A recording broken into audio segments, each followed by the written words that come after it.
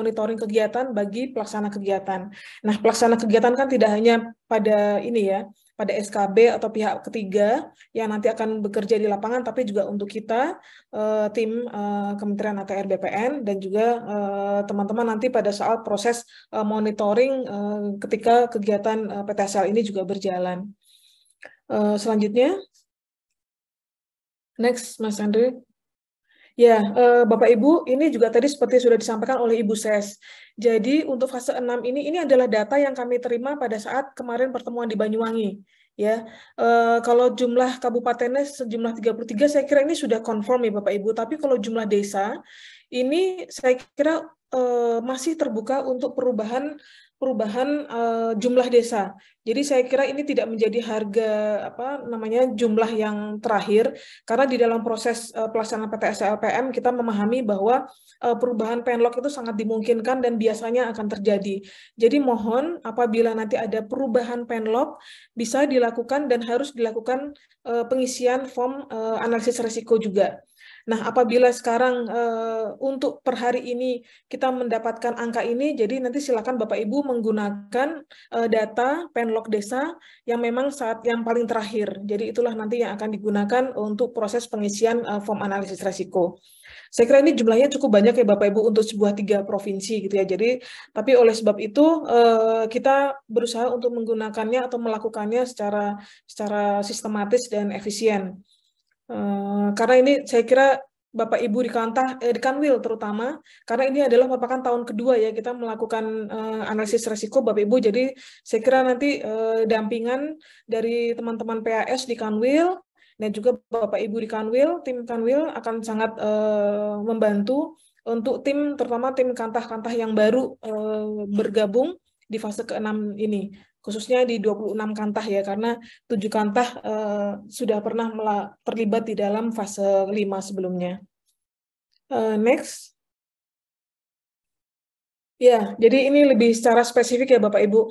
Jadi untuk proses analisis resiko ini sendiri, sekarang kita masuki di kotak yang berwarna merah ini.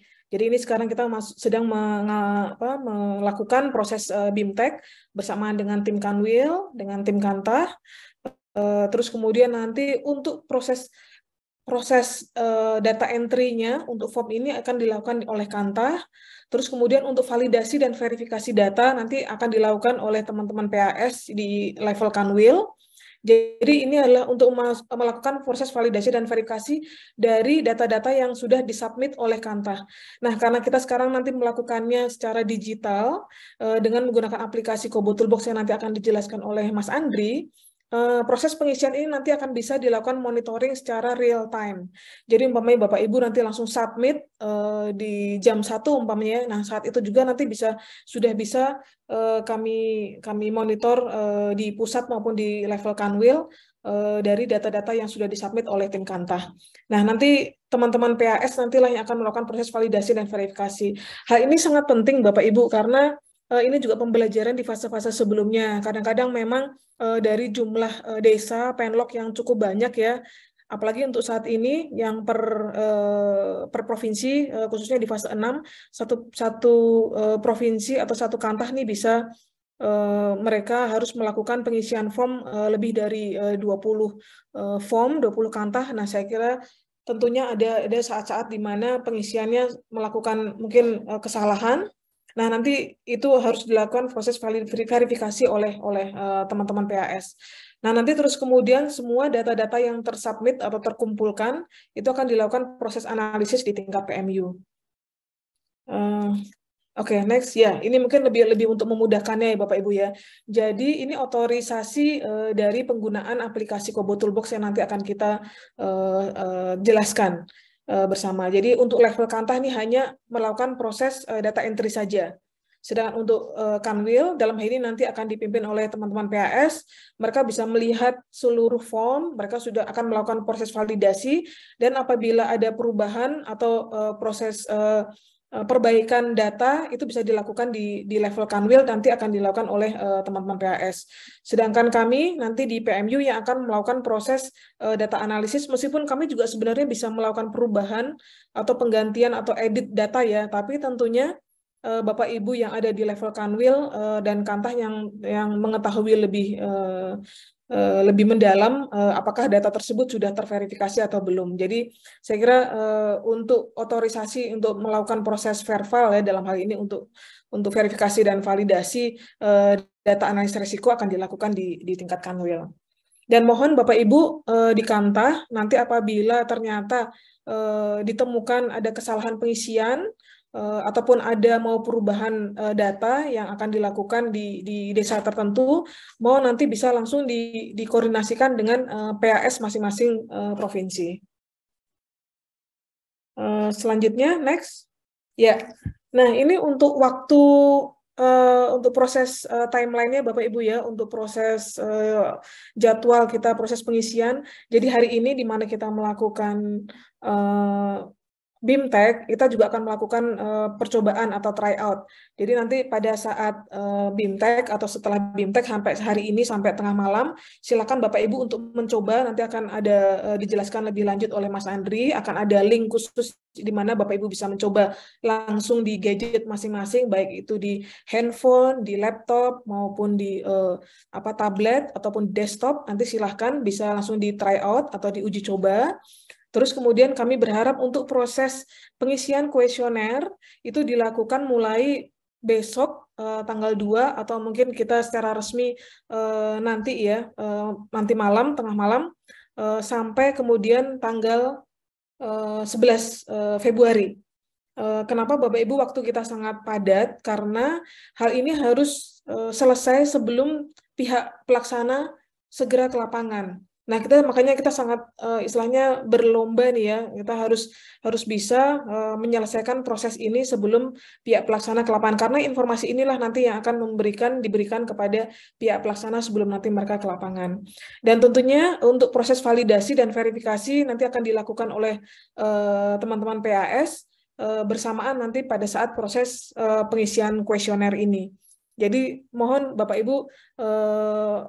Ibu PAS dan juga mohon Bapak Ibu dari Kantah, kami berharap ini bisa dicicil karena pembelajaran dari fase-fase sebelumnya apabila ini dikerjakan di masa-masa akhir proses pengisian itu biasanya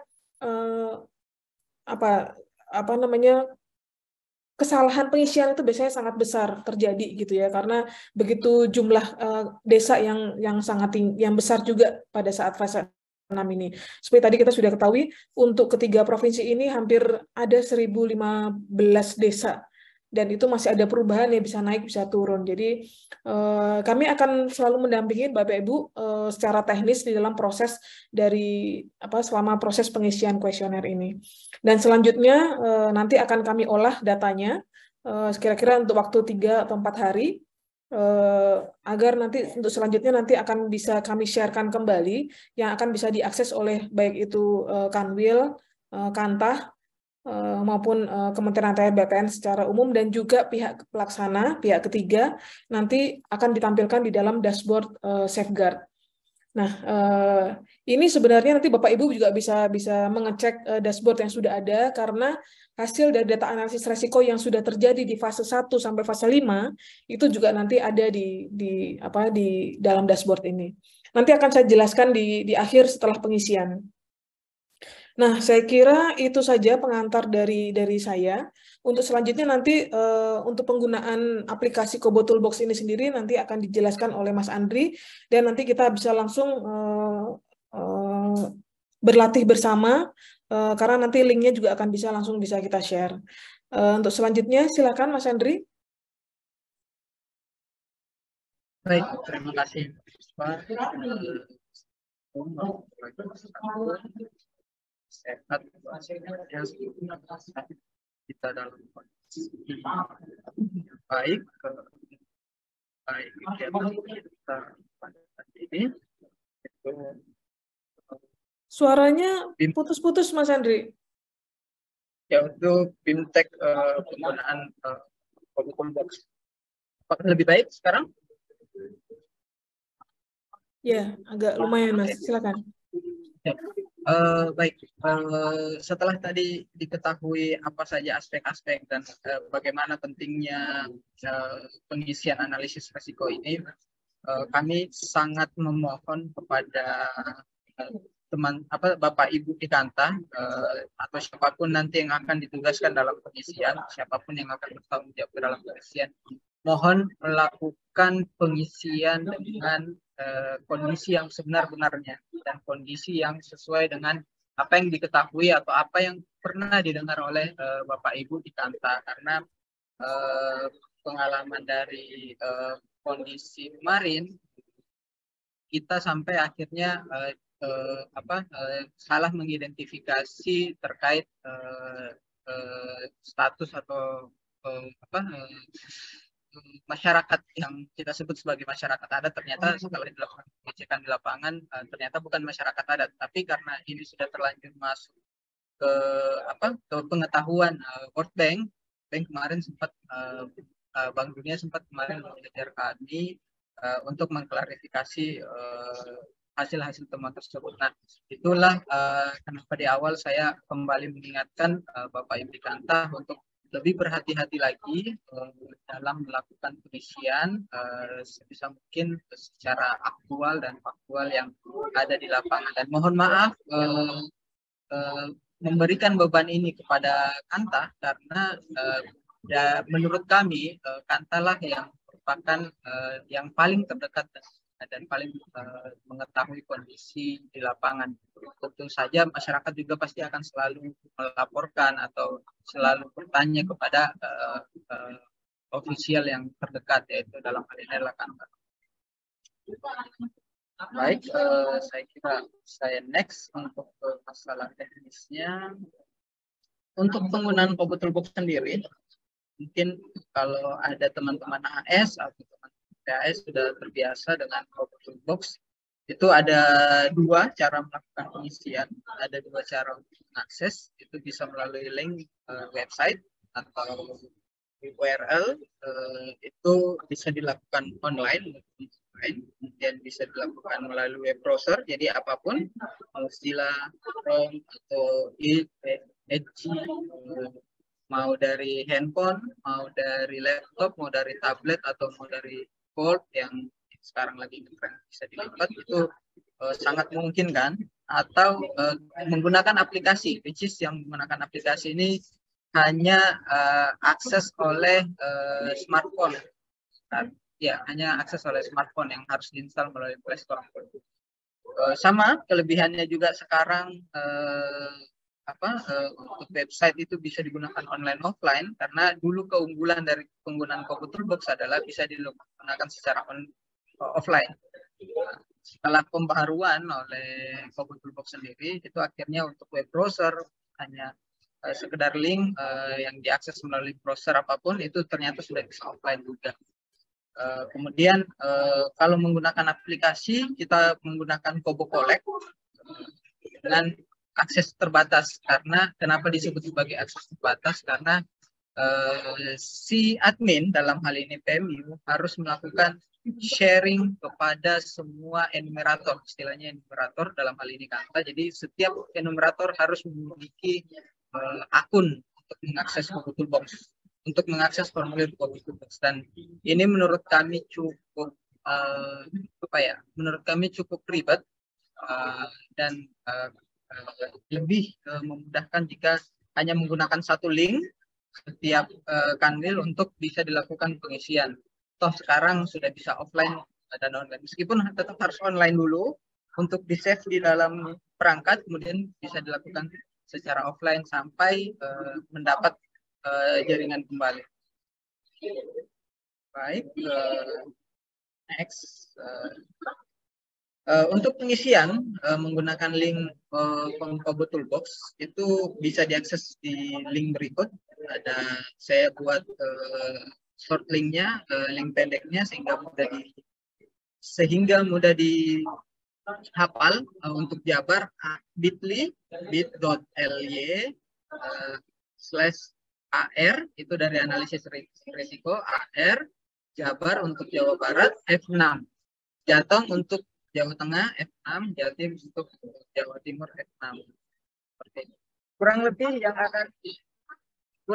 akan muncul tampilannya adalah seperti berikut. Kalau untuk 7 atau 6 kanta tadi yang sebelumnya sudah pernah melakukan pengisian, saya rasa cukup familiar karena mereka pastinya sudah pernah melakukan pengisian ataupun staf-staf yang berada di kanta tersebut. Jadi tampilan-tampilan seperti ini akan muncul di dalam browser ketika membuka link tersebut. Next, ini pengisian menggunakan aplikasi Kobo Collect. Saya hanya akan melempar, apakah ini perlu saya jelaskan karena seperti tadi saya bilang agak ribet untuk pengisian menggunakan Kobo Collect ini, atau cukup kita pelajari nanti setelah kami share bahan paparannya. Karena ini cukup ribet, kita harus download dulu, buka Google Play Store, download Kobo Collect, install. Setelah itu kita harus masukkan secara manual nama projectnya, kemudian URL servernya, masukkan nama pengguna yang tadi saya bilang setiap kanta harus punya user, kemudian kata sandi masing-masing. Kemudian setelah itu baru kita bisa mengakses ke server. Itu pun tidak langsung diisi. Jadi kita baru mau mendownload unduh formulir yang kosong. Jadi kita baru mau unduh formulir, setelah diunduh barulah kita bisa mengisi. Jadi ada beberapa step yang cukup menurut saya cukup ribet untuk dilakukan dibanding hanya menggunakan link dari web browser tadi. Seperti itu. Jika ada yang secara detail ingin mempelajari ini, bisa nanti setelah kegiatan ini bisa langsung kontak saya. Karena ini akan memakan cukup banyak waktu jika dijelaskan tersendiri. Baik, untuk pengisian form analisis resiko, ini yang saya maksud tadi. Setelah login, unduh formulir kosong, nanti tinggal dipilih draftnya yang mana, formulirnya yang mana. Setelah dicentang, baru unduh, kemudian baru bisa kita lakukan pengisian formulirnya. Oke, sedangkan untuk formulir yang diakses melalui link website, kita cukup sebagai contoh buka browser, tinggal buka bit.ly AR-Jateng F6. Yang harus sesuai besar kecilnya adalah yang setelah slash-nya. Yang bit.ly-nya itu nanti akan dikenali secara sendiri, sedangkan AR itu harus besar, C-nya juga harus besar, F6-nya juga besar. Seperti itu. Jadi mohon diingat AR Jateng atau AR Jatim F6, AR Jabar F6. Itu silahkan dibuka melalui browsernya masing-masing. Oke. Sebelum ke materi kuesioner, apa saja materinya, saya akan beri sedikit gambaran apa saja jenis pertanyaan, apa saja yang perlu diperhatikan dalam formulirnya. Satu, yang paling pertama yang akan dilihat adalah petunjuk pengisian dan petunjuk tambahan. Silakan lakukan dibaca terlebih dahulu. Kemudian ada tanda bintang di beberapa pertanyaan yang sebagai tanda bahwa pertanyaan tersebut adalah mandatori atau harus diisi. Seperti itu. Yang kedua adalah jenis pilihannya. Jadi seperti yang di sini, yang D3.3, D3.1, itu karena pilihannya bulat, itu hanya boleh dengan satu pilihan. Jadi meskipun kita coba klik 2, itu tidak akan terpilih. Jadi hanya sebagai pengingat saja bahwa yang bulat itu adalah hanya boleh satu pilihan. Sedangkan jawaban yang boleh lebih dari satu pilihan itu adalah jawaban dengan kotak. Jadi nanti dia dalam bentuk centang seperti itu. Itu jenis pertanyaan yang multiple, bisa dipilih lebih dari satu, sedangkan yang di atas tadi hanya boleh satu bulat. Kemudian ada jenis pertanyaan yang bertingkat. Jadi pertanyaan ini ketika dijawab akan jika kita pilih salah satu opsi dari jawaban yang ada, itu akan memunculkan pertanyaan yang baru. Seperti contoh, apakah terdapat keberadaan satwa liar dilindungi di wilayah desa tersebut? jika dicentang ya dipilih ya, maka akan muncul berapa opsi pilihan satwa seperti yang tertera, tukang Jawa, elang Jawa, terenggiling, dan lain-lain. Ini kalau potret bisa lebih dari satu, artinya jika dilihat ada beberapa binatang yang lalu lalang di sekitar desa atau lokasi pengukuran, silahkan dicentang apa yang ada. Kemudian apakah terdapat kemudian jika dijawabnya tidak, jika tidak terdapat keberadaan, maka sama sekali tidak akan muncul pertanyaan lanjutan. Jadi bisa ke pertanyaan next, pertanyaan lanjutannya seperti itu. Oke, untuk materi kuesioner analisis resiko, jadi ada tadi petunjuk pengisian, ada data umum desa. Data umum desa tadi seperti tadi sempat dijelaskan sedikit sama Mbak Puspa. Ada identifikasi kondisi teknis, ini identifikasi kondisi tata kelola, ada identifikasi kondisi lingkungan, dan identifikasi kondisi sosial. Setelah itu, nanti akan ada akhir dari formulir. Akhir dari formulir ini berupa pilihan dengan sebagai bentuk pernyataan bahwa dengan ini menyatakan bahwa data di atas diisi dengan informasi sebenar-benarnya, kemudian oke. Nanti setelah diklik oke, saya lupa capture, sorry. Setelah diklik oke, akan muncul area untuk dilakukan tanda tangan dan nama pengisi serta NIP-nya atau apapun nomor identitas yang bisa dijadikan rujukan sebagai penanggung jawab. Karena lagi-lagi seperti tadi, isian dari analisis risiko ini akan selalu diperhatikan oleh PMU, akan selalu diperhatikan oleh Bank Dunia. Oleh karena itu ketika ada hasil temuan yang dianggap menarik itu dan perlu pendalaman, itu akan dihubungi kantor tersebut dan akan merujuk kepada nama si pengisi. Gitu. Jadi mohon kepada pengisi, meskipun sebenarnya meskipun kami tahu tidak mungkin satu orang yang melakukan pengisian, tapi minimal yang bertanggung jawab terhadap pengisian kuesioner ini tetap satu orang.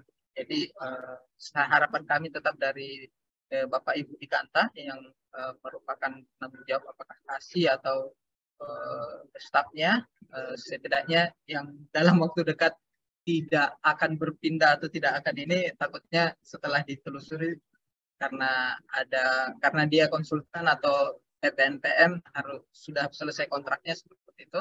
Jadi mohon sebisa mungkin yang bertanggung jawab di sini adalah orang yang cukup mudah dikenal atau punya jabatan.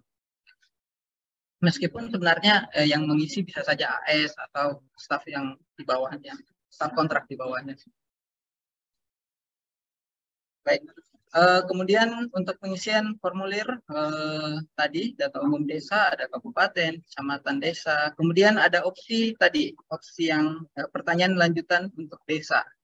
Jika dalam desa yang tertera di opsinya tidak ada, maka tidak usah dipilih.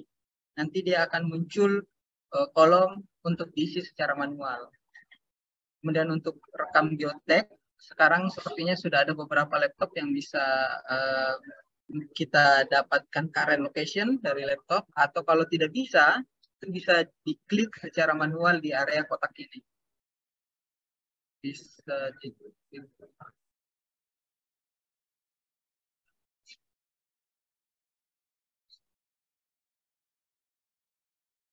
Ya, bisa diklik di area ini.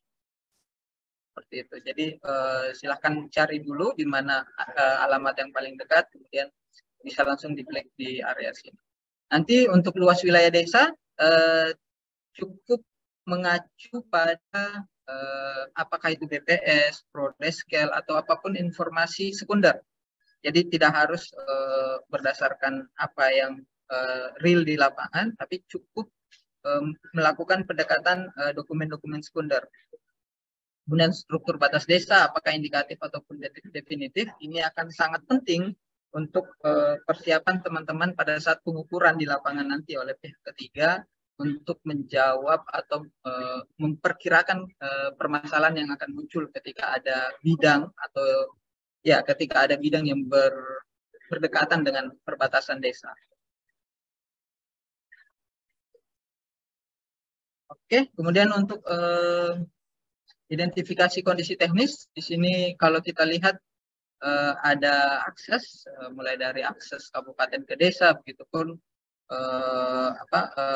mulai dari jarak, kemudian berapa lama, menggunakan kendaraan seperti apa, kemudian fasilitas-fasilitas apa yang ada, bagaimana jika tidak ada fasilitas sama sekali, bagaimana cara memenuhinya, bagaimana memenuhi kebutuhan air bersih. Ini sangat relate nanti dengan teman-teman, dengan penyedia pihak ketiga yang akan turun ke lapangan.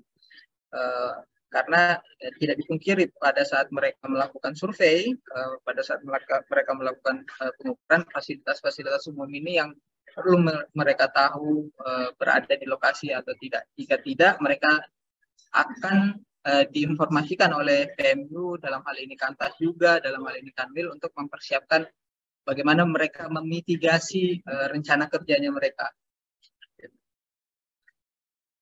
Oke, next. Kemudian ada ini ada beberapa informasi tambahan berupa resiko penanggulangan bencana. Jadi apakah terdapat resiko bencana daerah tersebut? Biasanya ada kebakaran, atau yang paling umum biasanya banjir. Ketika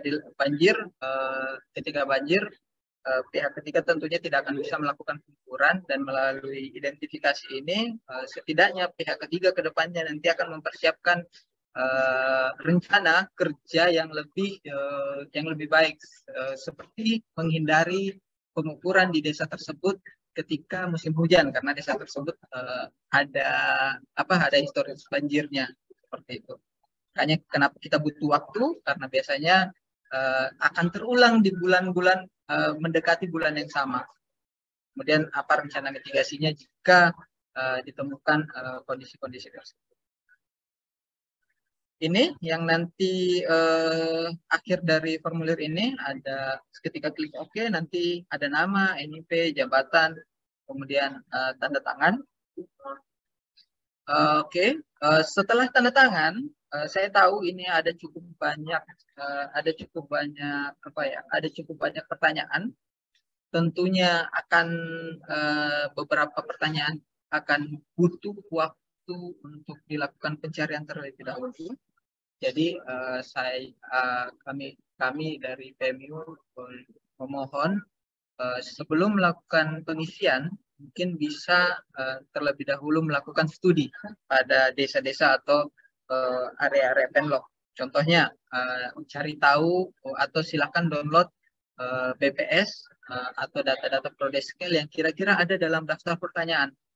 Jadi seperti jumlah penduduk tadi tidak sempat terlihat, tapi sebenarnya ada jumlah penduduk perempuan, jumlah penduduk laki-laki, kemudian ada luas desa, dia indikatif atau bukan. Itu sebenarnya ada di data-data tersebut. Jadi sebaiknya sebelum melakukan pengisian, silakan kumpulkan dulu data sekunder yang kira-kira akan dipakai, kemudian barulah mengisi, karena akan semakin lengkap informasi yang kita ketahui lebih dulu, itu akan membuat semua pertanyaan semakin banyak bisa diisi. Kalaupun misal dalam satu waktu pengisian tidak bisa selesai, itu dalam pengisian tidak bisa selesai, itu dalam Cobble Toolbox, mau dia dalam bentuk di Android, tentunya menggunakan aplikasi tadi atau menggunakan web browser, itu bisa disimpan. Jadi kalau dalam aplikasi nanti akan muncul seperti ini.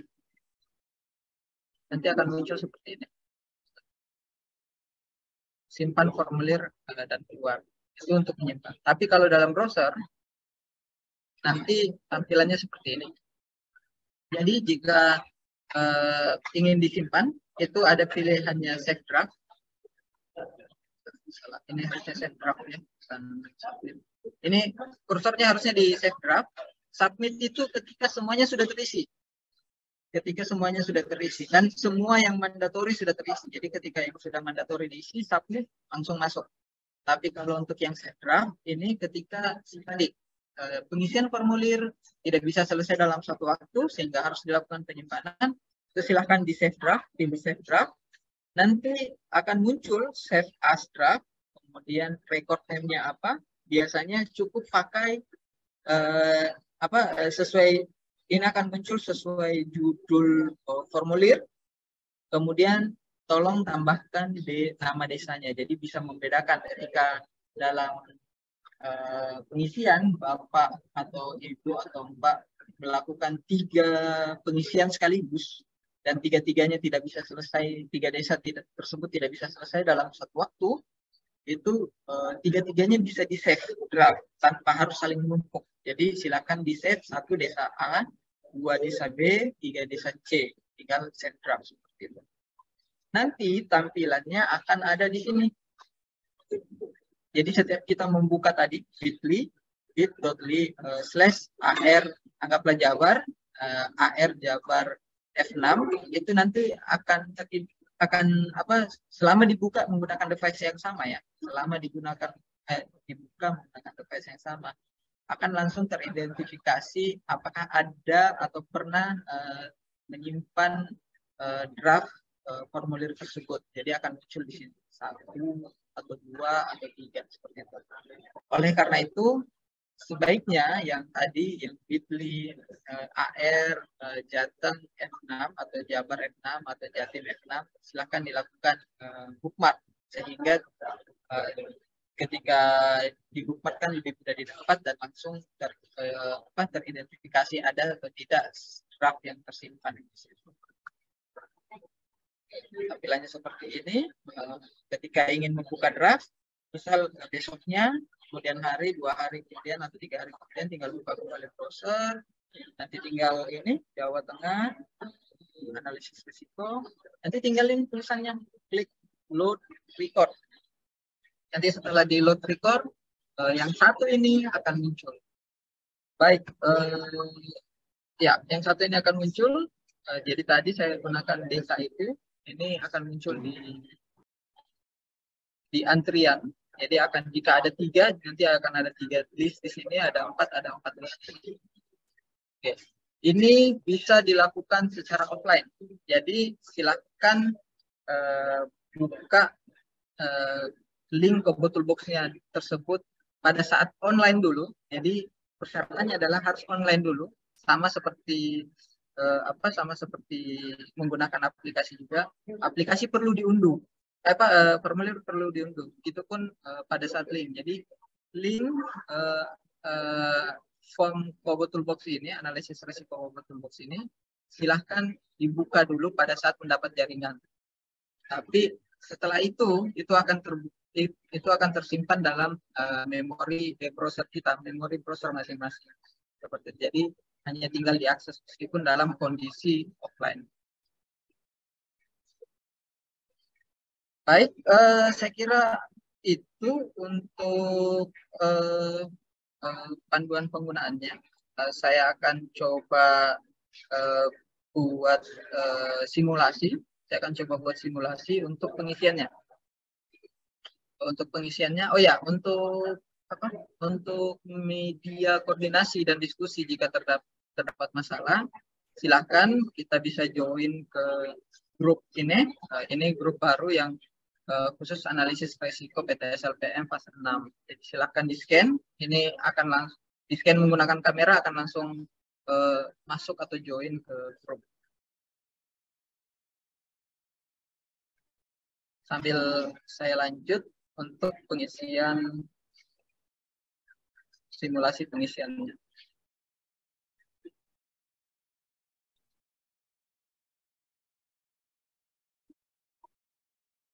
Recording stopped.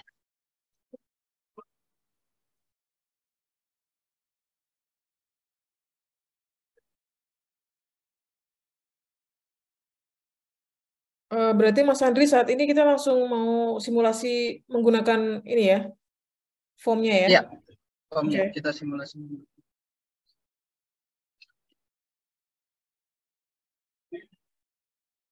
Baik, bisa sambil dilihat terlebih dahulu cara aksesnya. Jadi saya kali ini hanya akan menggunakan web link karena saya rasa itu yang paling efektif dari opsi yang ada. Jadi sebagai contoh, berarti bit.ly aku udah nggak pakai ini ya. bit.ly/AR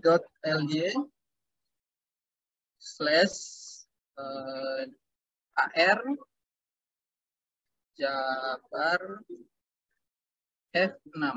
Ingat, AR dan ARJ dengan F-nya itu besar.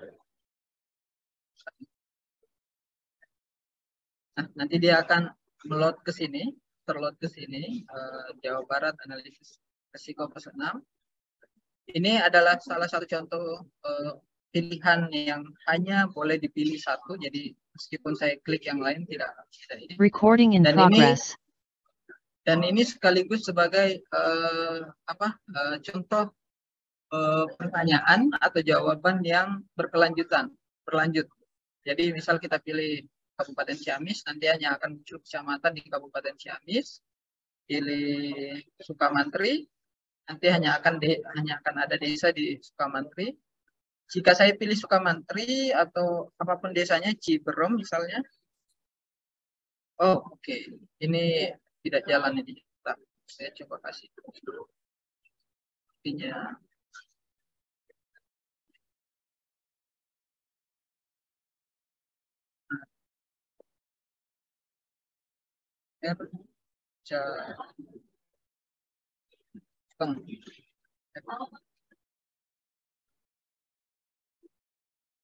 oh ya,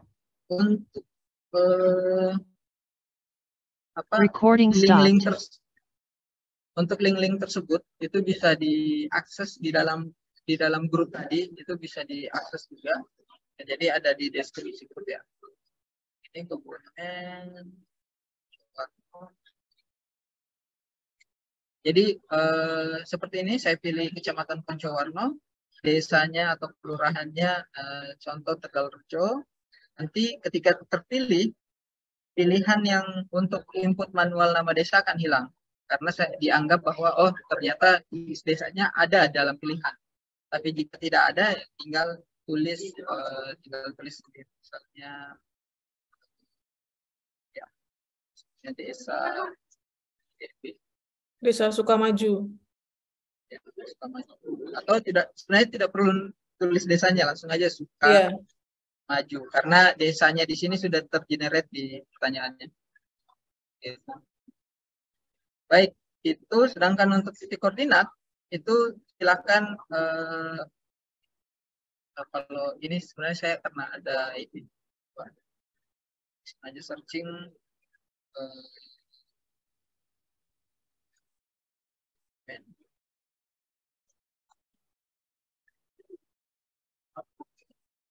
ini nanti kebumen ada di sekitar sini, tinggal akses mana daerah atau bisa juga mungkin nama desanya kebumen.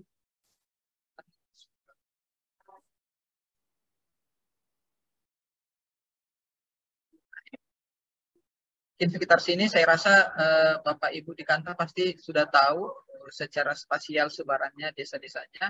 Jadi kurang lebih ada di CA itu dia. Ada sekitar sini. Nanti tinggal diklik, nanti akan muncul koordinatnya.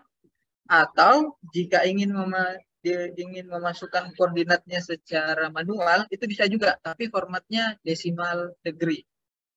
Formatnya decimal degree dengan pemisah titik. Seperti itu. Ini luas desa, silahkan diisi luas desanya sesuai data sekunder saja, indikatif sesuai data sekunder saja, misal 1000. Ingat ya, ini kilometer persegi satuannya. Kemudian apakah sebagian desa masuk wilayah kawasan tersebut? Silahkan jika ada hutan negara, aset negara, terus taman nasional.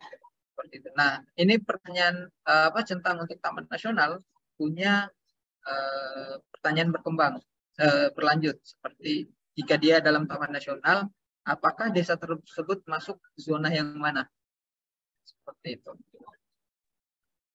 Dan kemudian mata pencarian utamanya apa? Ini data sekunder saja. Silahkan silahkan dilihat di data-data sekunder. Kemudian di sini misal contoh ada sekitar 180. Nanti akan terjumlah secara otomatis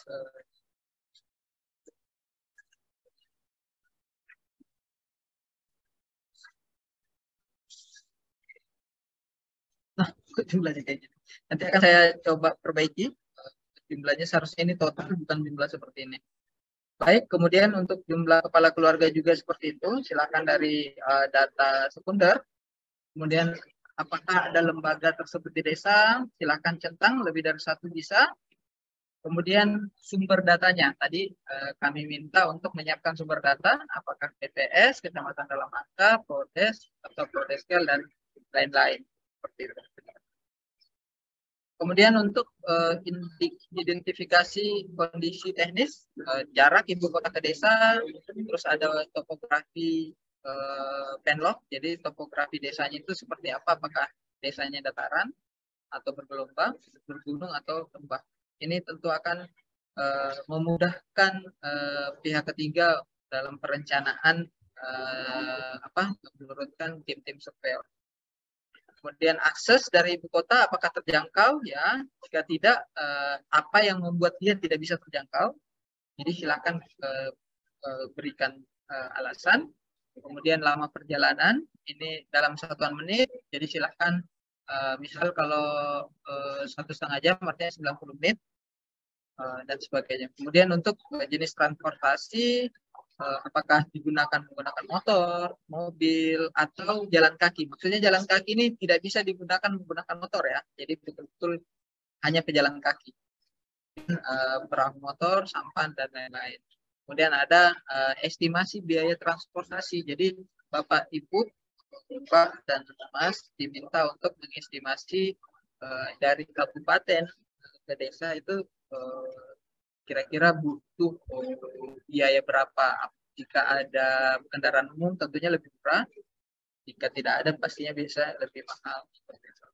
Nah, ini nanti akan terkonfirmasi apakah tersedia fasilitas umum, transportasi, fasilitas komersil, keamanan, kesehatan, akomodasi, dan lain-lain. Kurang lebih seperti itu. Apakah ada sinyal? Ini akan menentukan, karena pada saat pengukuran tentu teman-teman pihak ketiga akan membutuhkan jaringan seluler. Operatornya apa? Apakah ada listrik? Jika ya, tidak akan ada pertanyaan tambahan. Jika tidak, nanti bagaimana cara memenuhi kebutuhan listrik?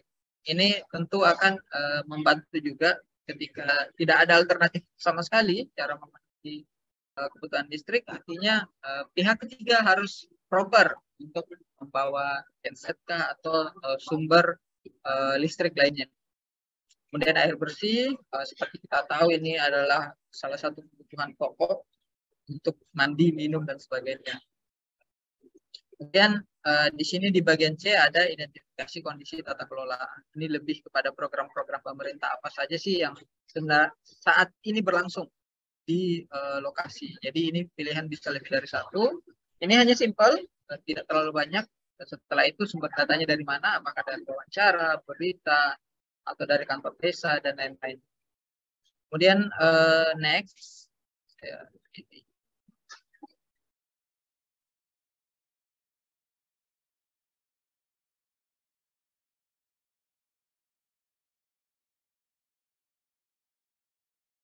Oke, kemudian di bagian D ini ada KP2B, yaitu kawasan pertanian pangan berkelanjutan. Saya kira di beberapa lokasi di Jawa punya KP2B. Koreksi jika salah, setahu saya memang ada untuk di desa lokasi Penlog atau PTSL ditemukan KP2B-nya. Karena setahu saya ada perlakuan khusus terhadap lahan-lahan KP2B ini. Kemudian apakah di desa lokasi PTSL Recording in progress. berbatasan dengan kawasan hutan? Ini juga menjadi penting karena seperti kita tahu untuk pengukuran PTSL hanya berada di area PTSL. Kemudian apakah terdapat keberadaan satwa liar di desa tersebut? Ini yang tadi di salah satu contoh. Jika tidak, silakan pilih tidak. Kemudian tutupan lahan ini lebih ke untuk kurang lebih mengetahui kondisi yang akan dihadapi oleh pihak ketiga di lapangan. Apakah dia daerah pertanian, pemukiman, atau perairan lainnya. Oke.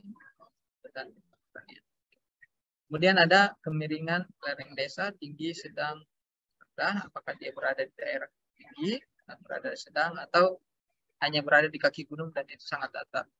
Kemudian ada sungai, danau, dan waduk. Apakah ditemukan sungai? Ya. Kemudian kenapa ini cukup penting? Karena dalam beberapa lokasi PTSL sebelumnya ini jadi sangat menjadi perhatian khusus karena ada beberapa ternyata pemukiman yang berada di atas perairan, baik itu di sungai, di danau maupun di waduk. Jadi ini adalah identifikasi awal apakah terdapat pemukiman di area situ atau tidak.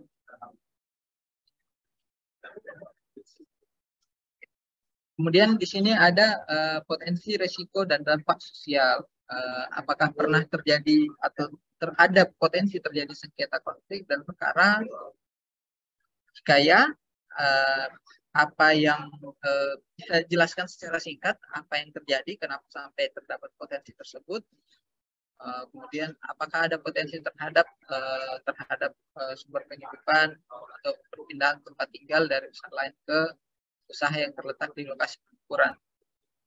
Kemudian ada dilanjut di E, dan ada identifikasi sosial, ini lebih kepada perkiraan estimasi total bidang tanah di daerah tersebut. Saya kira setiap kantor punya data ini, perkira estimasi aja, hanya terestimasi saja. Kemudian apakah pernah dilakukan pengukuran sebelumnya? Jika ya, itu program apa saja yang pernah ada di situ? Ini untuk mengindikasi karena beberapa desa ternyata ada permasalahan atau ada ketertarikan terhadap PTSL karena sebelumnya pernah ada PRONA, pernah ada IPT. Jadi ketika kita masuk dan memperkenalkan PTSL, mereka sudah sangat antusias karena mereka sudah sangat tunggu-tunggu. Kemudian apakah diketahui ada tanah terdaftar yang belum terpetakan? Itu cukup dilihat di KKP saja. Kemudian nanti sumber datanya apakah dari KKP atau peta online. Tentu data-data ini hanya bisa kami dapatkan dari KATA. Kemudian ada identifikasi organisasi masyarakat sipil atau lembaga swadaya masyarakat. Apakah ada organisasi ormas atau LSM yang aktif? Seperti itu, apakah nama organisasinya, fokus kegiatannya apa?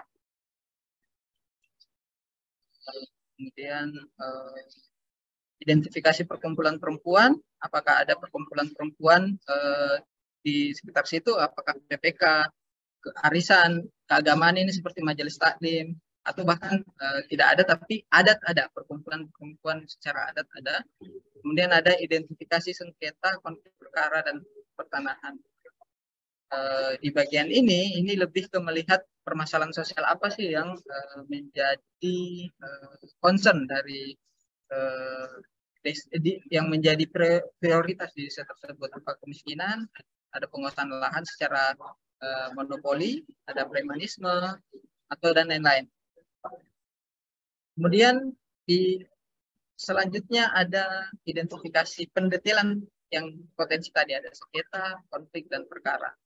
Jika terjadi sengketa, apakah dia perorangan? Jika sengketa, apakah dia perorangan, badan hukum, atau pemerintah? Per bulan berapa sampai tahun berapa? Per bulan dan tahun berapa? Kemudian adakah riwayatnya?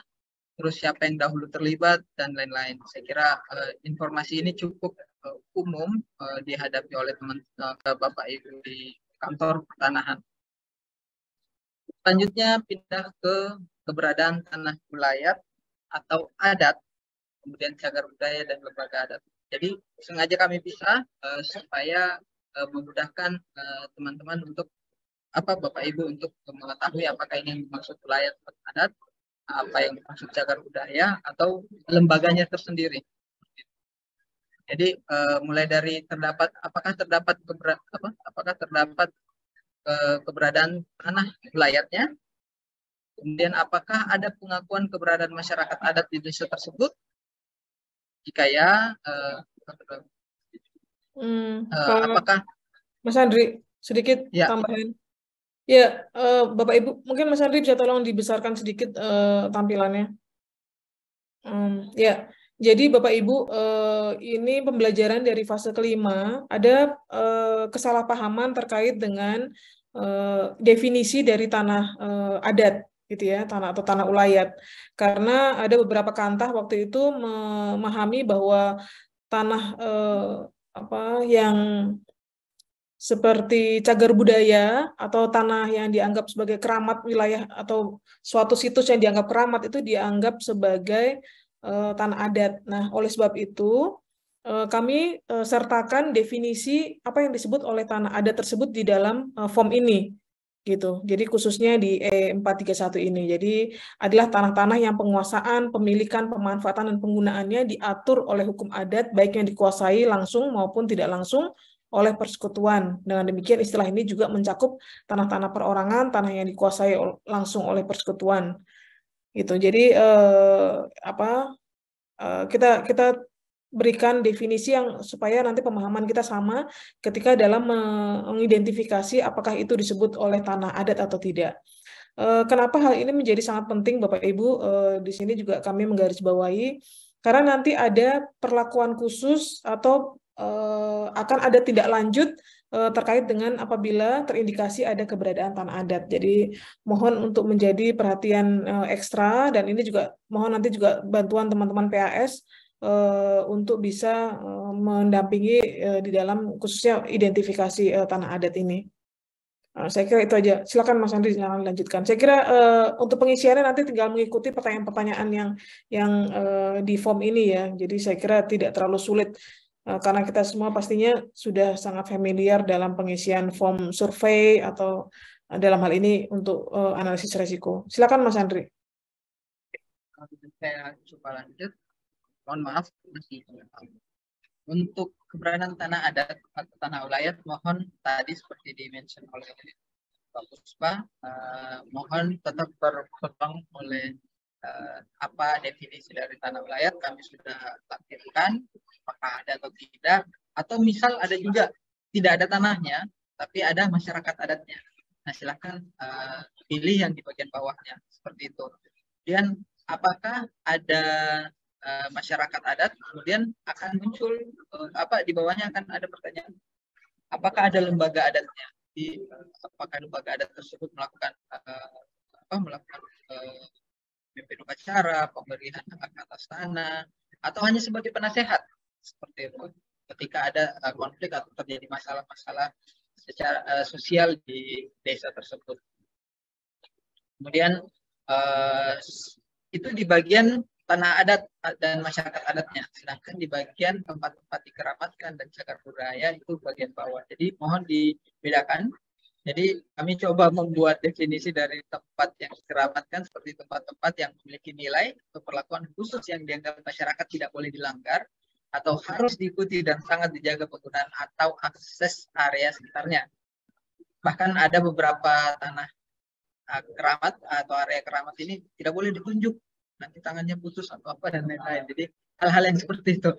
Kemudian ada apakah di desa tersebut terdapat cagar budaya yang baik telah ditetapkan pemerintah maupun tidak. Jadi secara lokal atau sudah ditetapkan oleh pemerintah. Kemudian sebutkan nama lembaga atau nama jabatannya. Oh, saya kira itu.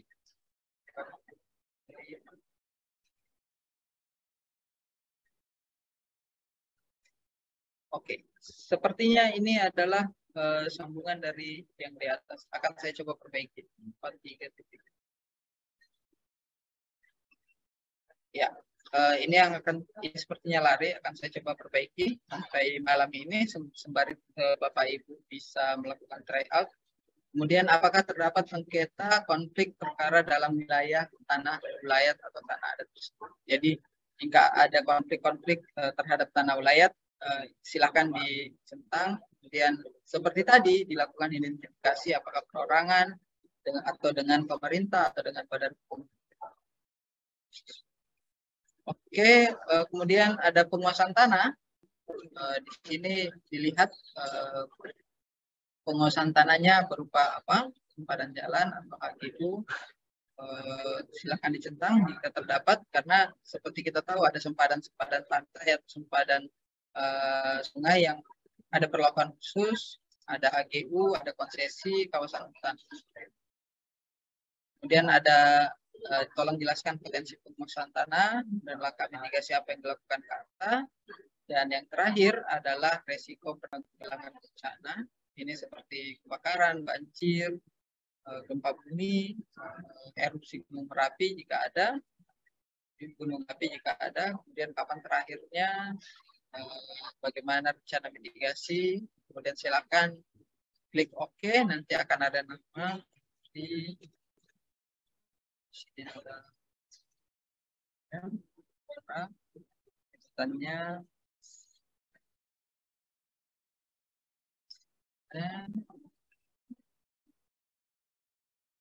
dan tanda tangan di sini, kotak tanda tangan ini bisa dilakukan tanda tangan langsung. Jadi seperti itu. Bisa itu. Jadi sebaiknya bisa menggunakan HP atau menggunakan mouse. Oke, sekarang saya contohkan untuk save draft. Jadi bukan submit, save draft. Jadi kalau kita lihat angka di sini masih 0, sebelah kiri atas itu masih 0.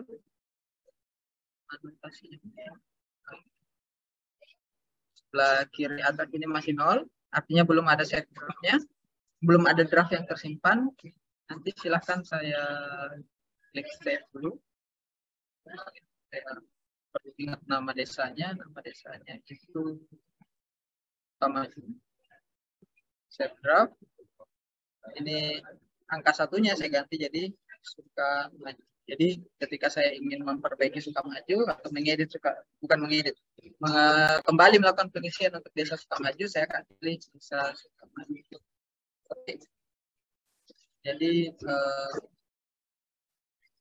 Jadi setelah di save draft, kita lihat sudah tidak ada isian yang tadi. Begitupun ketika di submit, tidak ada isian yang tadi sebelumnya sudah diisi. Jadi akan hilang. Nah, kemudian untuk aksesnya,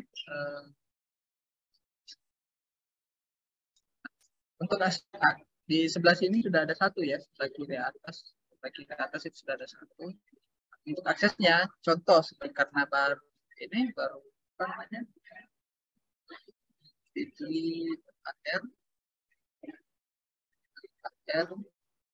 Jabar, bukan Jateng tadi ya, Jateng,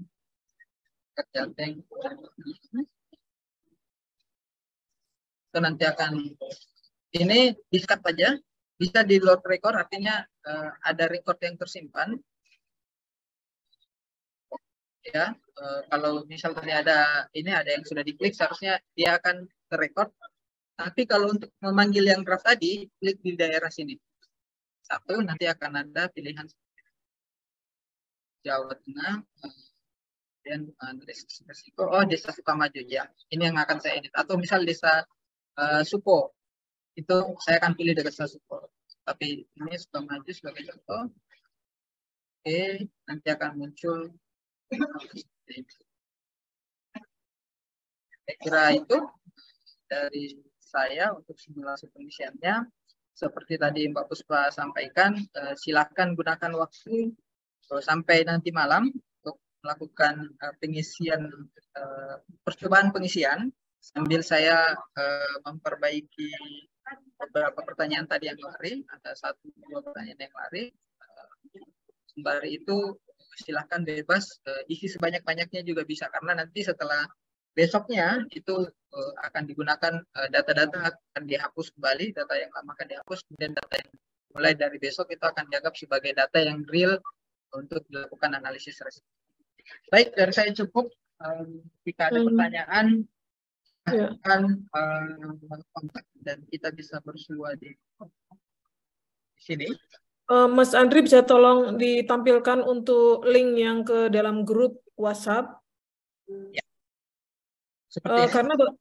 Karena Bapak Ibu nanti tadi seperti disampaikan oleh Mas Andri ya, bahwa untuk mempermudah untuk pengisian link masing-masing provinsi itu ada di deskripsi grup WhatsApp gitu, jadi supaya untuk lebih memudahkan. Tadi juga seperti sudah dijelaskan ada beberapa alternatif pengisian, tapi memang paling mudah kalau tinggal mengklik linknya aja sih untuk di provinsi yang bersangkutan. Mungkin tadi QRIS-nya Mas bisa tolong ditampilkan di layar. Ini Share. sudah tampil. Enggak ya? Belum tampil ya? belum. Nah, sambil kita menunggu, Bapak Ibu apabila ada pertanyaan silahkan. Tapi memang untuk hari ini silakan untuk uji coba ya Bapak Ibu ya. Jadi silakan untuk mengisi sebanyak mungkin, atau kalaupun ada kesulitan dalam pengisian atau ternyata pertanyaannya kok ternyata tidak ada yang lompat ataupun ada yang tidak bekerja di nomor selanjutnya, itu silakan nanti mohon bisa dilaporkan melalui grup WhatsApp ya Bapak Ibu. Jadi supaya nanti kami bisa perbaiki hari ini. Nah, ini silakan Bapak Ibu untuk bisa masuk ke dalam grup WhatsApp. Nah, nanti untuk apabila ada kesulitan maupun ada pertanyaan, silakan nanti diajukan di dalam grup ini.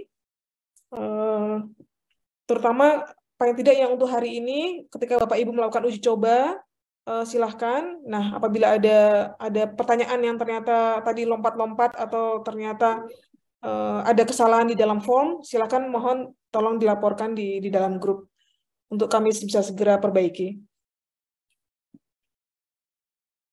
Nah, sementara itu silakan Bapak Ibu apabila ada pertanyaan, monggo. Bapak Ibu silahkan sambil di scan QRIS-nya, nanti akan otomatis masuk. Ya. Sini belum ada yang. Oh, udah banyak. Ada notifnya. Udah lumayan banyak. Minimal di setiap kantong punya perwakilan masing-masing. Ya. Berkoordinasi. Oh ya, satu Mbak Puspa mungkin terlewat.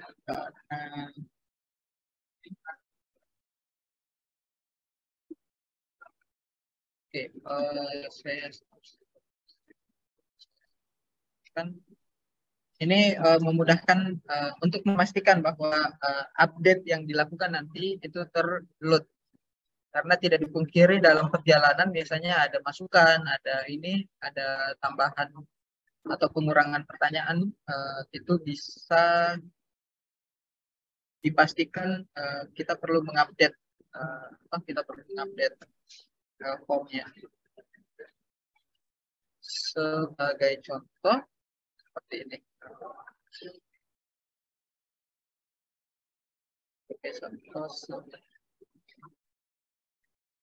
Nah, sudah terlihat? Belum, Mas. Ini? Ya. Jadi Bapak Ibu di Kantah, Mas dan Mbak di Kantah, mohon izin jika dalam pengisian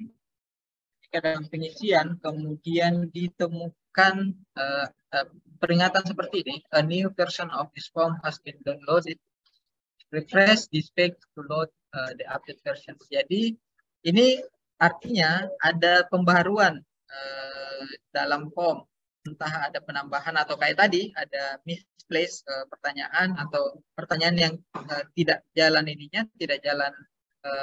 pertanyaan lanjutannya itu akan saya coba perbaiki. Nanti ketika saya update kembali pasti akan ada muncul notifikasi seperti ini. Jadi yang perlu Bapak Ibu lakukan hanya di refresh. Jadi jangan lanjut mengisi dulu, tapi di refresh dulu seperti itu. Baik, Puspa. Ya. Silakan Bapak Ibu apabila ada pertanyaan. Nah, ini ada pertanyaan di grup WhatsApp ya dari Pak Subroto. Maaf Pak Subroto ini tidak menyebutkan dari kantah mana. Menanyakan apakah pengisian analisis risiko ini untuk seluruh desa Penlok. Betul Pak, ini Bapak Ibu pengisian analisis risiko ini adalah untuk seluruh desa Penlok. Jadi seperti yang kami tadi jelaskan di awal, apabila ada perubahan desa Penlok, maka desa yang baru yang menggantikan itu tersebut juga harus dilakukan proses analisis risiko ini. Gitu. Jadi meskipun izin Mbak, meskipun sebenarnya kami melakukan pembatasan atau timeline, kayak tadi yang disampaikan Pak Puspa, ada timeline ini. Tapi ini hanya sebagai data awal yang kami akan buat untuk membantu teman-teman pihak ketiga di lapangan atau dilaporkan kepada Bang Surya, karena ini menjadi konsep oleh Bang Surya. Namun jika di tengah jalan lewat dari bulan Februari misalnya, karena ini bulan Februari, lewat dari bulan Februari di bulan Maret atau bulan April ada penambahan desa, silahkan dilakukan pengisian juga secepat mungkin. Jadi ketika tahu ada penambahan penlog, SK-nya sudah keluar, atau sebelum pihak ketiga melakukan pengukuran, berharap melakukan pengisian ini. Pengisian formulir ini. Jadi di luar dari timeline ini silahkan. Tapi untuk yang penlog tadi sekitar seribuan, itu mohon bisa dilakukan pengisian dalam kurun waktu seperti itu. Ya. Jadi memang timeline yang diberikan ini khusus untuk penlog yang sudah terkonfirmasi hingga hari ini ya Bapak Ibu ya. Kenapa? Supaya ini kami juga bisa tepat waktu juga ketika kami melakukan proses olah datanya. Jadi kami berharap hingga tanggal 11 untuk seluruh desa penlog sudah yang terkonfirmasi setidaknya sampai selama masa proses pengisian itu bisa selesai di tanggal 11 Februari. Begitu Bapak Ibu. Mungkin ada pertanyaan, mungkin ada teman-teman PAS juga yang mendapatkan titipan pertanyaan. Atau Bapak Ibu dari Kantar dan Kanwil, silakan. Ini sangat mudah ya Bapak Ibu ya, jadi karena tinggal kami mencoba untuk mensimplify, menyederhanakan proses ini, karena dari beberapa alternatif memang yang paling mudah tadi Bapak Ibu tinggal mengklik link untuk masing-masing link form untuk masing-masing provinsi. Dan itu sudah kami share, nanti ada di PPT, ada di deskripsi grup WhatsApp juga ada. Ya, ada pertanyaan dari Mas Tobir, ya, Pak Tobir, dari Kantor Brebes Jateng, pengisian R1 desa 1 pengisian. Oh, analisis resiko, ya, per satu desa. Jadi setiap desa 1 kali pengisian. Jadi kalau tadi ada 1000, jadi seluruh Jawa Tengah, Jawa Timur, Jawa Barat itu ada, nanti ada isiannya, ada keterangannya 1000 data telah masuk. Seperti itu. Kemudian untuk luas wilayah satuannya kilometer persegi, misal 15 juta meter, berarti yang diisi 15 kilo. Ya, betul. Jadi kenapa bukan hektar, kenapa bukan meter? Karena kita tahu ada beberapa desa yang cukup luas, sehingga untuk memudahkan penulisan cukup kita menggunakan kilometer persegi saja. Jadi kalau misal pakai 0, tidak masalah. Jadi 0, kilometer, 0,5 kilometer persegi atau 0,1 kilometer persegi. Siapa tahu desanya lebih kecil ternyata. Seperti itu. Silakan jika ada lagi.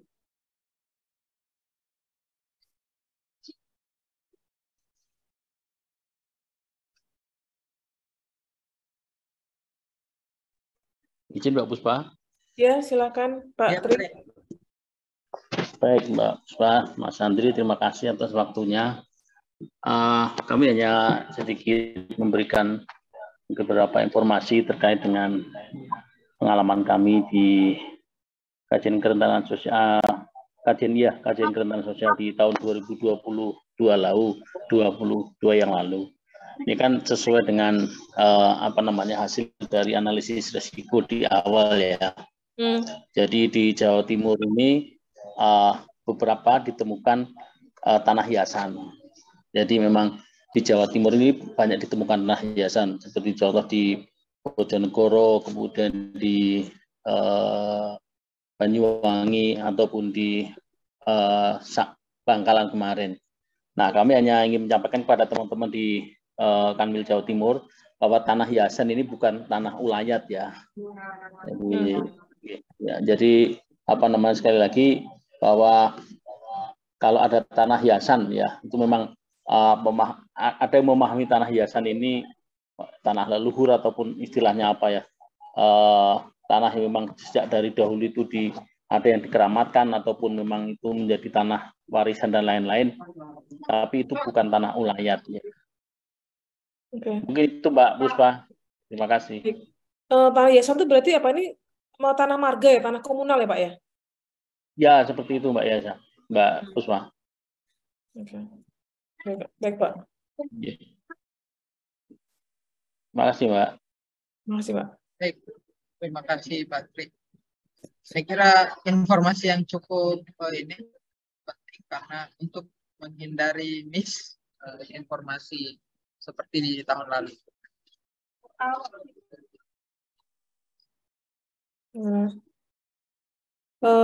Masih ada waktu Bapak Ibu ya, saya kira silakan melakukan uji coba sebanyak-banyaknya di form yang ada, link yang ada, dengan menggunakan link yang ada. Nanti apabila ada pertanyaan lebih lanjut, nanti komunikasikan bisa kita lanjutkan melalui grup WhatsApp.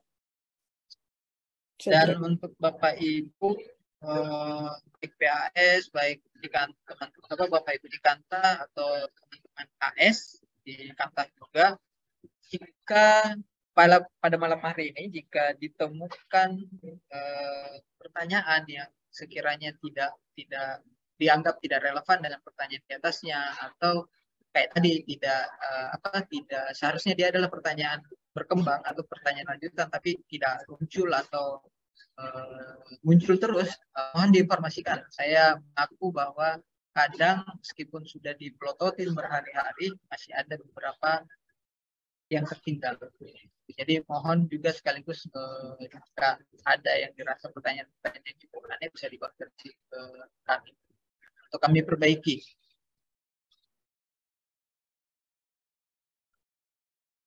Oke. Ya. Terima kasih tadi juga tambah infonya untuk Pak Tri di Jawa Timur, karena untuk Jawa Timur fase 6 ini seluruh 14 kantah adalah kantah baru ya, yang belum, ini adalah pertama kali mengikuti PTSLPM, jadinya silakan Bapak Ibu apabila ada pertanyaan nanti bisa dilanjutkan melalui grup WhatsApp juga tidak apa-apa. Silakan melakukan uji coba di form di link yang ada. Dan silakan untuk bisa bergabung di dalam grup WhatsApp ini.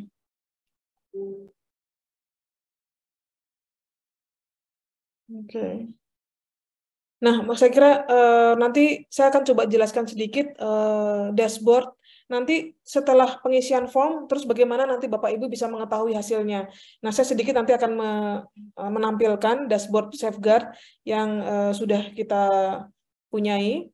Dan ini bisa diakses secara publik Bapak Ibu ya. Jadi ini nanti bisa diakses oleh pihak ketiga, terus kemudian juga menjadikan data analisis risiko ini sebagai data awal ketika nanti proses kajian kerentanan sosial yang akan kita lakukan di tahun ini. Jadinya nanti silakan link ini nanti bisa di-share, dibagikan kepada yang berkepentingan. Mungkin bisa ditampilkan yang untuk wilayah Jawa yang untuk fase 5, Mas Andri.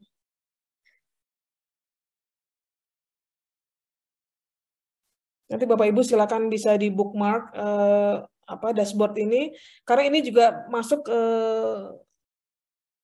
wilayah PPRA di 7 provinsi lainnya juga. Karena PPRA bekerja tidak hanya di 3 provinsi ini aja Bapak Ibu, tapi juga di 7 provinsi di luar Jawa, 4 di Kalimantan dan 3 di Sumatera, Jambi, Riau, Sumsel, lalu kemudian Kalimantan Barat, Kalimantan Timur, Kalimantan Tengah, dan Kalimantan Selatan. Sedangkan Kaltara, Kalimantan Utara itu secara masuk ke wilayah Kanwil Kalimantan Timur ya. Jadi sebenarnya kita mengcover untuk semua wilayah Kalimantan juga. Nah, memang tapi untuk fase ke-6 ini PTSLPM hanya dilakukan di 3 Jawa. Jadi untuk yang di luar Jawa sudah selesai di fase ke-5. Tapi Bapak Ibu silakan kalau memang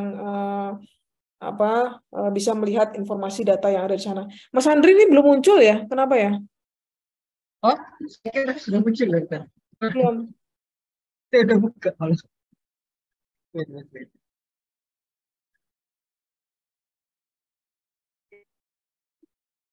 Saya sudah all screen.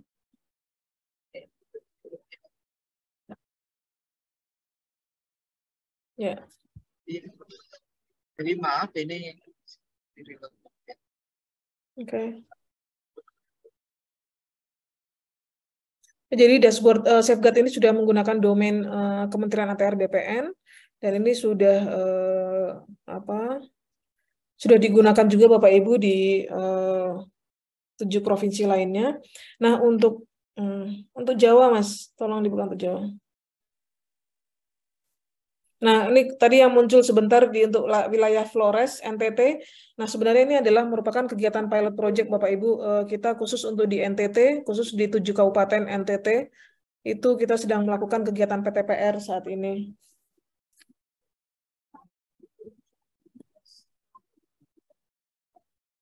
Atau mungkin yang Bapak Ibu biasa mengetahuinya sebagai ini ya, IP4T ya, inventarisasi penguasaan pemilikan penggunaan dan pemanfaatan tanah. Nah, Bapak Ibu, ini mungkin bisa di zoom sedikit ya, Mas. Ini khusus untuk Jawa. Nah, ini salah satunya juga kenapa Bapak Ibu mohon data save filenya kami bisa nanti bisa teman-teman Bapak Ibu PAS untuk bisa tolong dikumpulkan dari seluruh penlog di 3 provinsi ini untuk bisa dikirimkan ke kami, ke PMU, karena itu salah satunya juga untuk bisa kita nanti untuk melengkapi data di dashboard ini gitu. Jadi supaya nanti tampilannya kelihatan bagaimana sebaran desanya. Seperti ini tampilannya Bapak Ibu, ini untuk di fase kelima, ini adalah sebaran desa-desa penlog PTS LPM di fase kelima. Jadi Bapak Ibu bisa melihat langsung apabila kursornya nanti diarahkan, nanti bisa akan muncul informasi secara umum di desa tersebut gitu. Dan ini ada informasi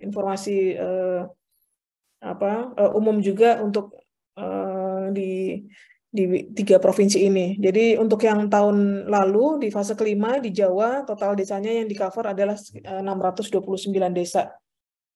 Yang paling banyak memang di Jawa Timur ya, karena ada 10 kabupaten, kemudian 5 di Jawa Tengah dan 6 di Jawa Barat. Nah, saat ini tahun ini juga Jawa Timur yang paling banyak nih dengan 14 kabupaten. Oke, ya, ini baru tampilan sebaran area.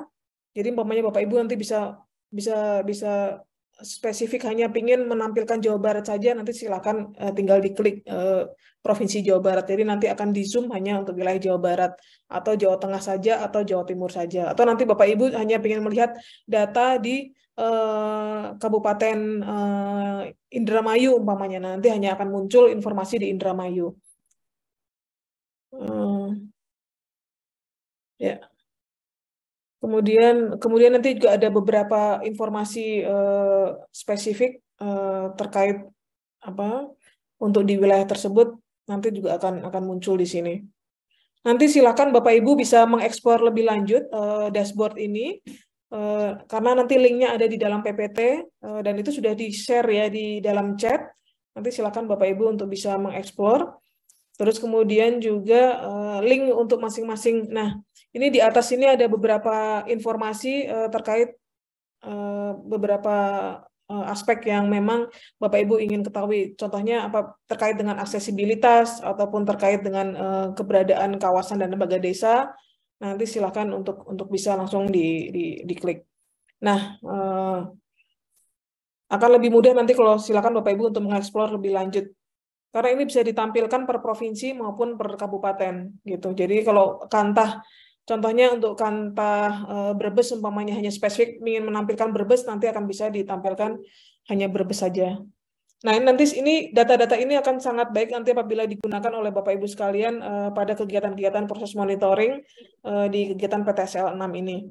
Karena mungkin tidak semuanya personel yang ada di Kantah tersebut emang asli wilayah tersebut ya, atau nanti pihak ketiga kan juga biasanya kan datang dari luar daerah. Nah, kita harapkan informasi ini nanti bisa memberikan masukan untuk mereka bagaimana potret wilayah desa penlog yang akan mereka lakukan kegiatan PTSLPM. Gitu Bapak Ibu. Saya kira nanti saya tidak akan menjelaskan lebih lanjut karena ini silakan Bapak Ibu bisa explore sendiri dashboardnya, karena ini juga bisa diakses secara publik. Jadi ini beda dengan dashboard KKP tentunya Bapak Ibu ya, karena ini adalah dashboard untuk informasi non teknis. Jadi bisa diakses oleh publik. Oke, saya kira itu saja. Dan apabila tidak ada pertanyaan melalui Zoom, nanti silakan Bapak Ibu bisa lanjut atau sampaikan di grup. Oke. Oh, ini Mas Andri ada pertanyaan di grup WhatsApp. Jadi dari Jawa Tengah sudah mencoba untuk ini ya membuka link form Kobonya, tapi ternyata ada error, Mas. Oh, ini udah dijawab oleh Mas Andri juga ya. Silakan Harusnya tidak ada masalah sih karena ini ya. Kadang-kadang memang ini Bapak Iya. Ibu sinyalnya harus kuat karena untuk Kobo Enggak ini juga sebenarnya Pak. Enggak juga sebenarnya Pak. Kalau untuk akses pertama kan sebenarnya bisa digunakan untuk offline, tapi memang untuk akses pertama butuh online. Tapi silahkan dicoba di refresh saja jika ada masalah. Kalau sampai belum belum ada solusinya, belum baik, bisa langsung melapor ke grup kami kita lanjutin. Tapi untuk Jawa Tengah harusnya tidak ada masalah ini. Enggak, soalnya ini sinyal di kantor kan juga lagi up and down nih, karena tadi beberapa kali saya coba juga sempat error gitu. Jadinya saya kira nanti bisa di refresh atau Bapak Ibu untuk menunggu atau mencari sinyal yang lebih kuat juga. Saya juga udah mencoba untuk ketiga linknya sebenarnya. Tadi sempat error juga soalnya. Ini malah sinyal WiFi di Kuningan, kantor Kuningan juga ini Bapak Ibu. Kita suka naik turun juga nih di sini soalnya. Recording stopped. Ya, saya kira itu dari saya, Pak. Oke. Hati mohon Ya. kesediaan Bapak itu di kantor melakukan pengisian dengan benar-benar. Ya, untuk masuk, maaf nih kameranya belum saya buka. Bapak Ibu, untuk sekedar masukan, jadi data-data sekunder itu bisa digunakan. Saya kira nanti juga teman-teman PS bisa Recording in membantu ya. progress. Teman-teman PS juga bisa membantu. Data-data sekunder yang bisa digunakan Bapak Ibu untuk melengkapi form ini bisa selain dari data-data BPS juga dari data Prodeskel Kemendagri. Itu cukup detail, tapi tentunya saya kira informasi-informasi lainnya saya kira sudah cukup lengkap di masing-masing kantah ya, terutama masing-masing kabupaten. Ini informasi atau pembelajaran dari fase sebelumnya sih. Kita cukup on time juga nih. Kita 10 menit menjelang jam 3. Jadi silakan Bapak Ibu langsung bisa menguji coba. Semoga tadi Ibu atau Pak Esa ya yang tadi mengajukan pertanyaan dari Jawa Tengah untuk membuka link formnya sudah bisa masuk sekarang. Gimana Pak Esa atau maaf ini Ibu Esa atau Pak Esa? Bapak Ibu ada kesulitan nggak untuk link formnya?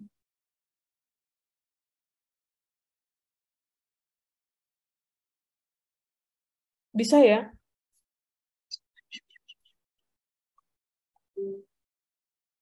Oke, udah bisa rupanya. Terima kasih, Pak.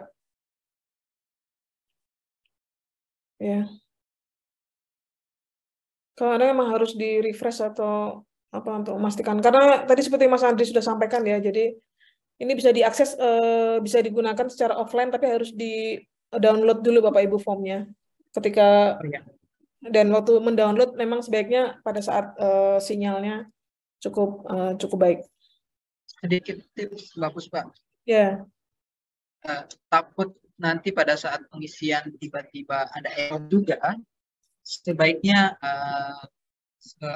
pada sebelum submit. Jadi kalau misal alhamdulillah semua data lengkap dalam satu kali pengisian, sebelum submit dan bisa langsung disubmit, tolong tetap di save draft karena kemarin juga ada yang terjadi kalau tidak salah di daerah maaf itu PTPR daerah Flores, jadi mereka merasa sudah submit tapi entah kenapa saya monitor belum ada yang masuk. Jadi sebaiknya sebelum disubmit tetap di save draft dulu, nanti dipanggil lagi, setelah itu baru disubmit untuk menghindari jangan sampai Bapak Ibu sudah capek isi beberapa pertanyaan tiba-tiba ada error kayak tadi, jadi tidak tersimpan. Jadi sebaiknya tetap melakukan save draft untuk lebih amannya. Oke. Saya kira itu saja sih Bapak Ibu. Apabila sudah tidak ada pertanyaan, nah saya kira akan lebih mudah kalau memang diuji coba dulu satu pada hari ini. Silahkan sebanyak-banyaknya dicoba. Kalau nanti terjadi error ataupun kesalahan dalam form, nanti mohon bisa menyampaikan di dalam grup WhatsApp. Oke.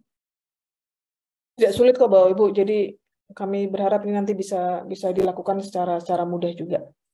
Sebenarnya lebih kepada ketersediaan informasi saja akan lebih mudah, karena ini hanya seperti pengisian form survei saja, cuma ini agak panjang ya Bapak Ibu. Secara umum, untuk pengisian secara real dimulai tanggal 2, Pak. Nah, ini ada pertanyaan dari Pak Subroto juga. Pengisian secara real sudah dimulai besok hari tanggal 2, hari Kamis. Jadi Recording stopped. semua informasi yang semua form yang disubmit atau diisi mulai pertanggal 2 sudah kami anggap valid ya Bapak Ibu ya. Nah, namun apabila ada edit ataupun ada perbaikan isian, silakan nanti bisa menghubungi tim Kanwil yang bisa atau Bapak Ibu PAS untuk bisa memperbaikinya. Karena proses edit bisa dilakukan di level Kanwil. Sudah ada yang mengisi per satu Jawa Barat, satu Jateng, satu Jawa Timur. Jadi udah ada yang dicoba. Ya. Recording in progress. Oke. Untuk uji coba ya. Terima kasih yang sudah melakukan uji coba. Ya, batas waktunya seperti tadi ada pada paparan di timeline Bapak Ibu, paling lambat sampai tanggal 11 Februari. Gitu. Jadi supaya nanti ini khususnya untuk wilayah Penlok yang sudah terkonfirmasi selama masa pengisian ya Bapak Ibu ya. Jadi silakan Bapak Ibu untuk mengisi Penlok desa yang sudah terkonfirmasi hingga tanggal 11 Februari, karena setelah itu nanti paling tidak sampai tanggal 12 lah, tanggal 12 Februari Bapak Ibu. 12 Februari, itu hari Minggu ya, hari Minggu. Terus kemudian nanti kami perlu waktu beberapa hari untuk mengolah data untuk nanti ditampilkan ke dalam dashboard. Nah, nanti mohon bantuan Bapak Ibu PAS untuk bisa mengumpulkan save filenya juga ya untuk seluruh Penlok desanya. Ya. Penloknya hanya untuk yang pihak ketiga, Pak. Yang ASN tidak perlu. Pihak ketiga saja. Ini ada pertanyaan juga dari Pak Wudi. Apakah Penlok PM ASN juga mengisi? Tidak perlu, hanya untuk Penlok pihak ketiga, untuk yang dilakukan oleh pihak ketiga.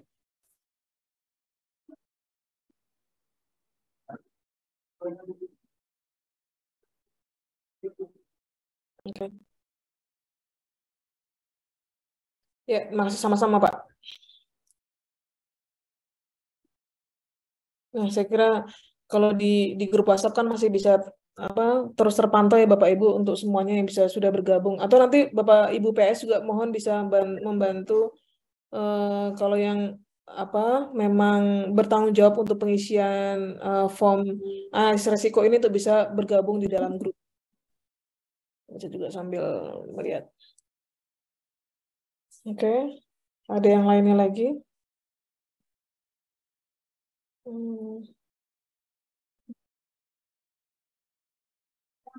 Nah, Bapak Ibu, tadi di bagian akhir form itu kan ada harus mengisi siapa yang mengisi ya, Bapak Ibu ya. Kenapa itu wajib diisi? Karena apabila nanti ada pertanyaan, ketika kami ini pembelajaran dari fase sebelumnya juga, saat itu ada kesalahan pengisian, Bapak Ibu. Ada data yang dianggap bukan kesalahan ya, yang perlu perlu ditanyakan lebih lanjut gitu. Jadi kami tahu kepada siapa nanti kami harus menghubungi. khususnya untuk kantah tertentu gitu. Jadinya kenapa kami mohon Bapak Ibu yang mengisi data form ini juga menyebutkan identitasnya. Jadi supaya untuk kami bisa menghubungi khusus untuk spesifik di desa tersebut gitu umpamanya. Ada pertanyaan, Pak. Ya. Penanggung jawab dari Pak Budi di positif.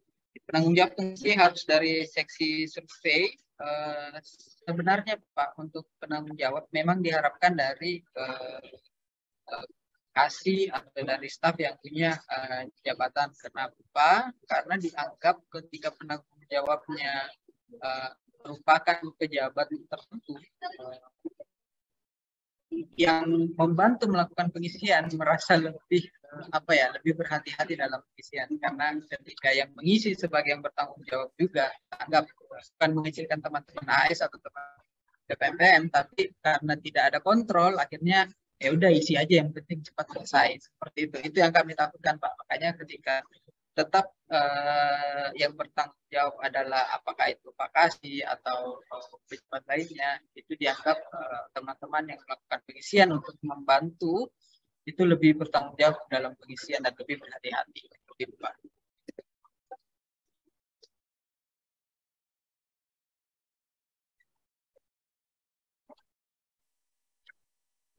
Oke. Baik, Bapak Ibu. Ya, sama-sama Pak Budi.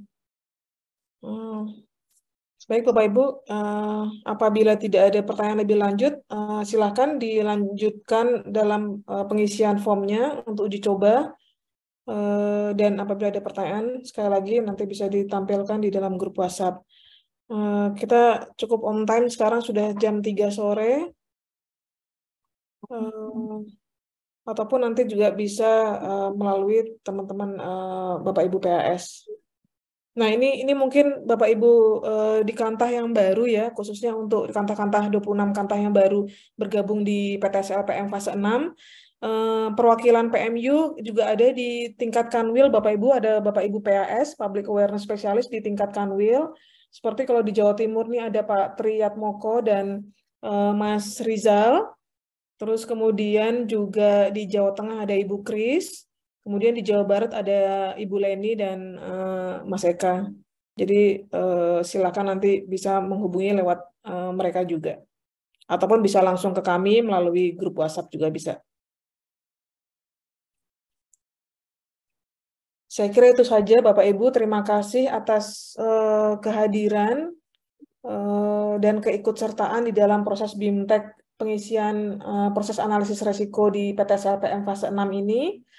Semoga kita nanti proses ini bisa berjalan lancar dan tepat waktu untuk supaya data ini bisa kita gunakan bersama-sama, tidak hanya untuk kegiatan PTSLPM, tapi juga untuk kegiatan kajian kerentanan sosial dan menjadi pelaporan kita kepada Uang Bank Dunia. Dan apabila nanti Bapak Ibu menemui kesulitan atau ada pertanyaan lebih lanjut, nanti bisa dilanjutkan ke dalam grup WhatsApp yang Bapak Ibu sudah bergabung. Saya kira itu saja. Terima kasih sekali lagi dan selamat sore. Terima kasih Bapak Ibu. Assalamualaikum semuanya, semoga sehat. Ya. Lancar semua kegiatannya.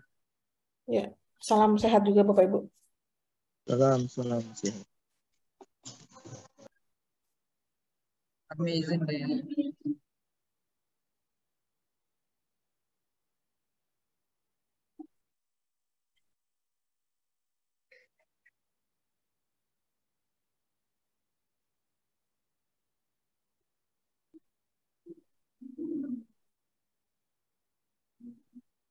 Izin live Bapak Ibu.